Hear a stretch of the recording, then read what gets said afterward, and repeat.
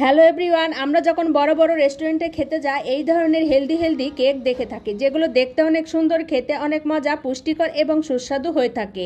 এই কেকগুলো বানানোর জন্য প্রথমে যা করতে হবে, একটা বাটিতে কিছুটা পালং শাক নিয়ে খুব ভালো মতো পরিষ্কার করে নিতে হবে। পরিষ্কার করা হয়ে গেলে উষ্ণ গরম পানিতে পালং শাকগুলো দিয়ে হালকা সিদ্ধ করে উঠিয়ে পানি ঝরিয়ে ব্লেন্ডার জারে দিয়ে মিহি করে ব্লেন্ড করে এর রসটা ছেঁকে একটা বাটিতে নিয়ে নিতে হবে। এর সঙ্গে 2-3টা ডিম দিয়ে খুব ভালো মতো মিক্সড করে নিতে হবে।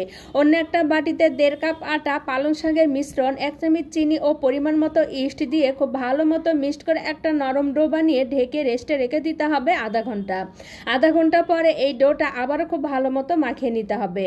ছোট ছোট বাটিতে তেল ব্রাশ করে এই বাটির অর্ধেকটা পর্যন্ত করে এই ডোটা দিয়ে উপর দিয়ে কিছুটা ড্রাই ফ্রুট সাজিয়ে দিয়ে চুলার ভাপে 20 থেকে 30 মিনিট এবং ওভেনে 15 থেকে 20 মিনিট বেক করলে খাওয়ার জন্য তৈরি। এখানে যদি আরো বেশি সুন্দর কালার চান তাহলে অবশ্যই ফুড কালার ব্যবহার করতে হবে।